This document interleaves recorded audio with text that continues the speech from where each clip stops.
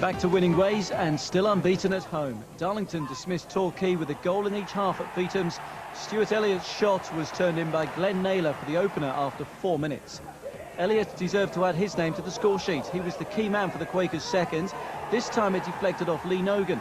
Both are waiting for the TV evidence to decide who claims it, so here it is again. We'll leave it to you, lads. Anyway, the score was definitely 2-0. Darlington are 7th.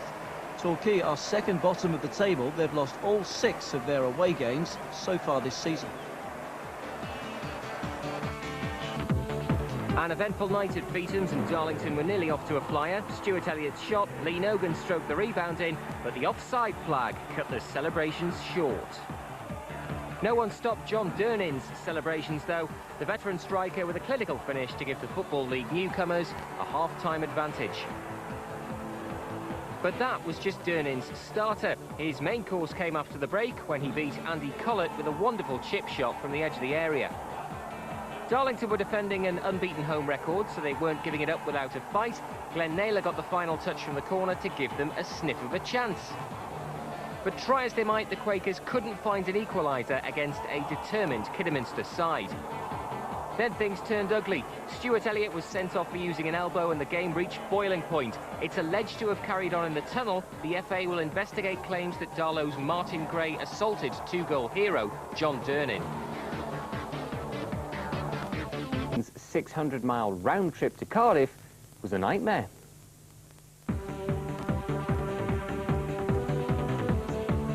The Quakers are getting into bad habits on the road. They conceded the first goal for the 8th away game in a row last night at Cardiff. This time Rob Earnshaw scored it. Do a little dance, score a little goal, get down tonight.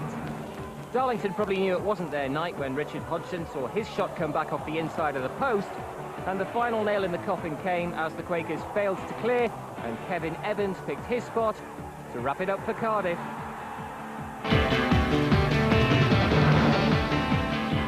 Not much consolation for Darlington to know they've played worse than this and won.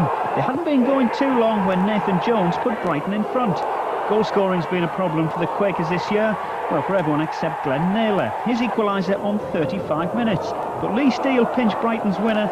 With just 1 point out of a possible 12, Darlington have dropped into the bottom half and didn't even get a late penalty for a fairly blatant handball. Hull City are beginning to motor under Brian Little's guidance, and Gary Brabin's conclusive effort was a deserved opener after 36 minutes. But the lead wasn't extended until the second half. Clint Marcel's break ended with a simple pass to Theodore Whitmore.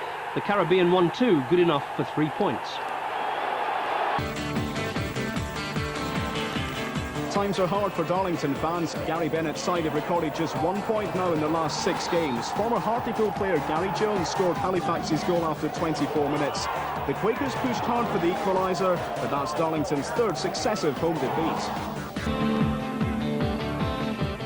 Darlington fans also had a shock at Feetham's. Andy Claydon put lowly Sudbury from the Jewson Eastern League ahead after 28 minutes, but the Quakers soon got their act together. The equaliser came 3 minutes later thanks to Glenn Naylor, and in truth Darlington never looked back. Richard Hodgson scored his first goal for Gary Bennett's side, and it only took 5 minutes before Darlington were 3-1 up.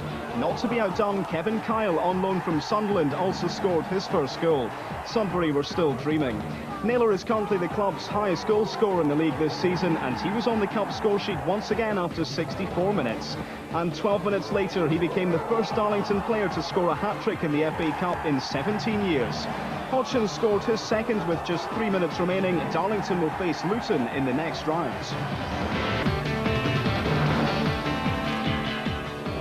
Not much fun for Darlington either on their day trip to Blackpool. Candyfloss defending saw them lose their 5th league game in a row. The Seasiders opener went in off centre-back Craig Liddle. No doubts about the second though, slammed home by Paul Simpson. And it could have been worse. The Quakers were close to being 3 down before they pulled one back near the end. Jesper Hjorth tidied up after Richard Hodgson had taken out keeper John Kennedy. They hit Sudbury for 6 last weekend. Shame they couldn't have saved a couple for this one.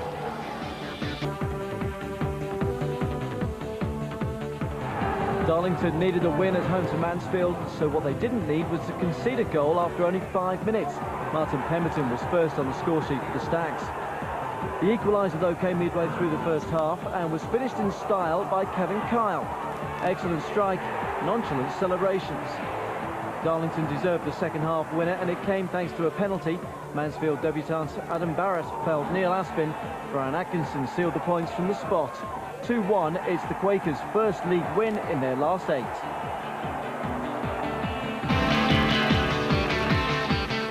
Darlington haven't enjoyed a great run of form in the league recently, but frustration was the catchword once again at Feetham's.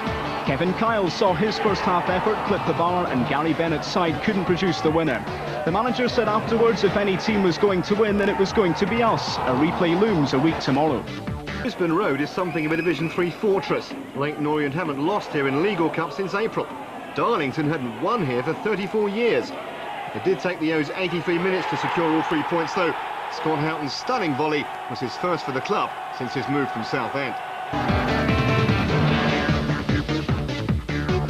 David McMahon won't forget his Christmas in a hurry. Making his debut on loan from Newcastle, he got Darlington's first in the Quakers' biggest win of the season. Now, who knows how to play the offside trap? Well, not Lincoln, judging by this. Paul Heckingbottom with plenty of time to put away the second. Number 3 came from the penalty spot after new signing John Williams had been brought down. James Dudgeon went off for that tackle. Brian Atkinson made it Darlington 3, Lincoln 0. But they couldn't carry on the good work at Saltergate. Well, they were just no match for leaders Chesterfield. Sean Parrish shot the home side in front midway through the first half, and the Quakers never looked like getting back into the game. It was 2-0 when Luke Beckett somehow squeezed one in at the back post.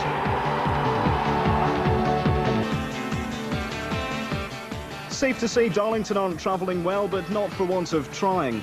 August the 26th was their last away win in Division 3, and despite completely dominating the first half, it was Plymouth who took the lead 6 minutes from half-time. Craig Taylor with a great shot. Darlington deserved at least a point from this game, and John Williams scored the equaliser after some shocking defending. 1-1, well, at least they didn't lose.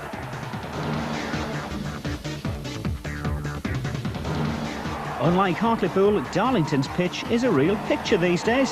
Sadly, the team aren't a patch on last season. While the Quakers won't spend, Chesterfield have bought half a team, and they're running away with the league. David Reeves put the visitors in front, and he could have had another before half-time. He was the one who was fouled, and he was the one whose penalty was superbly saved by Andy Collet. That was 2 minutes from the break, but 1 minute from the break, Darlington were 2 down thanks to Sean Parrish. This, of course, is George Reynolds' Parrish, but the chairman left before the end as the crowd got angry, and he missed Jamie Ingledow scoring Chesterfield's third. Life's far from happy down at Feetham's. Last season they were looking to leave Division 3 by the front door. Now Darlington are starting to feel a draft at the back. Plenty of first-half chances at Lincoln, but after keeper Chris Day had left his line too early, Brian Atkinson's twice-taken penalty was all they had to show. But if luck went the Quakers' way with that one, referee Paul Armstrong evened things up with a handball decision against Craig Liddell. Steve Holmes, once of Gisborough, put this one away first time. Within 10 minutes of the teams turning around, the game had as well. Tony Battersby with a volley, but that one went down well on the Rovers. It looked like the Quakers would come away empty-handed, but in the last minute Lincoln scored again, only this time at the wrong end. John Schofield earning Darlington a point which could be so precious by the end of the season. 2 penalties in a controversial game at Feetham's. Macclesfield in front within 3 minutes when goalkeeper Andy Collet sent John Askey tumbling. Kieran Durkin made no mistake. But just after the half hour, Darlington got a spot kick of their own. New Hull signing Clint Marcel goading Steve Hitchin into a rash challenge. Up stepped Mark Ford, only for Lee Martin to turn hero, or so he thought. But referee Roy Pearson's assistant had spotted an infringement, and Ford got a second chance. Darlow out of jail, Macclesfield left with a raging sense of injustice. Desperate, but the Darlington revival could be underway. The Quakers eased their own relegation worries with 2 goals against bottom-place Carlisle. Mark Ford scored a stunning opener after 13 minutes, and the visitors always looked in control. New boy Kirk Jackson opened his new account with a goal on the 70th minute. So 3 valuable points for Gary Bennett's side in only their second win away from home this season. Premiership teams yesterday, though, so the big match in the North East was in Division 3. This time last season, both Darlington and Hartlepool were chasing promotion. 12 months on, and Poole looks certain for the playoffs at the very least. Darlington, though, are just a few places off the bottom. Well, yesterday was Derby Day down at Feetham's, and it almost turned into a one-man show. Commentary from Roger Thames. These 2 great North East rivals have the local stage to themselves this afternoon with no Premiership fixtures. Awful lot of water has gone under the bridge since they met at Feetham's in that playoff semi-final, which saw Darlington go through to Wembley. Still has admitted that his team has just been feeling the pressure a little bit after this fantastic recent run. 16 games unbeaten, looking to equal a club record this afternoon. Jackson has also come back to try and deal with the central defenders who've gone forward for Hartlepool, and that one is off the line. It was Lormer's header, and it's still alive. Lormer sees his effort blocked. Awkward header there, and off the line. Tinkler got a boot to it, Little got a head to it, still back with Tinkler again.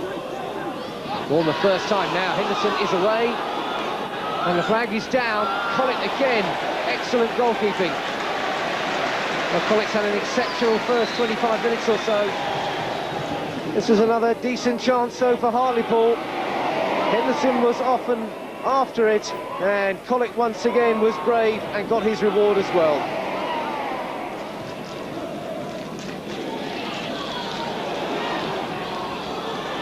Williams tries to get round the back.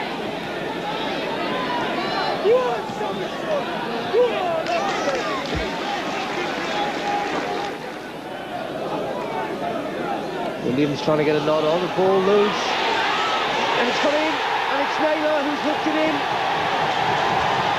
and Darlington have got the lead. 9 minutes to half-time, and it's the home fans who are celebrating. Just tucked inside that far post by Glenn Naylor. Williams can only get a hand to it.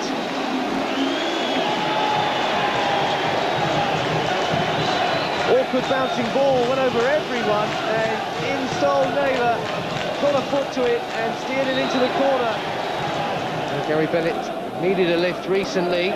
Just felt he's starting to turn things around. Tinkler having a run here into the box and getting a corner for his efforts. Ball, looking for the equaliser. Oh, it's so close to getting it as well.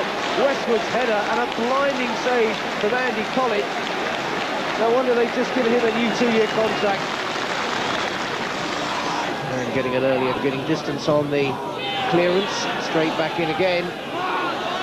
Henderson takes off, and another excellent piece of goalkeeping. Well, that would have been a fabulous goal by Henderson. Kevin Henderson could have done absolutely no more, and he just shoved it away. Nice turn there by Harper. Still got to make sure he gets his clearance away, and he is under pressure. Sharp knocks it back in. Clark looking for Lormer, putting around his man, needs to find the shot. And for once, when Collet couldn't get a hand to it, it was just off target. Miller plays it out wide, quality of the ball in, all important now. Shouts for a hand, and it's an equaliser.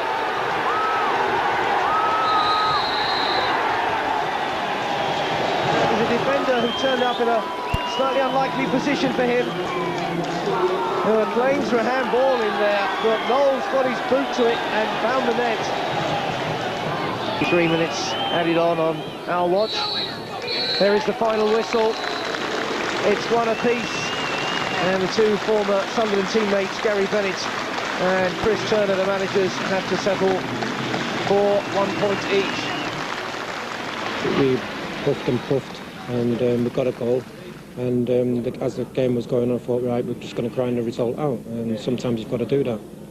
It looked like you were going to be the ones to end Hartlepool's long run as well. Had you mentioned that to the lads before the game? No, not at all, Derby. I don't think we played as well as what we could do.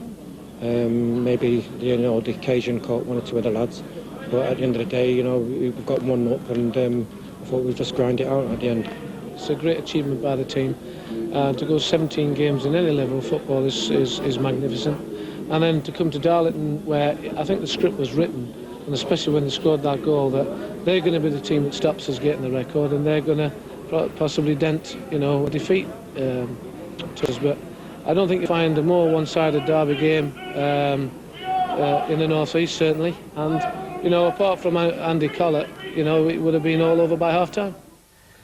Not many neutrals at Feethams yesterday, apart from you and me, John. If you didn't have any loyalties, either way, it was a cracking match, wasn't it? It was a typical derby, as they say, but also with that pitch and also them two teams with the history, we all knew there were going to be plenty of commitment.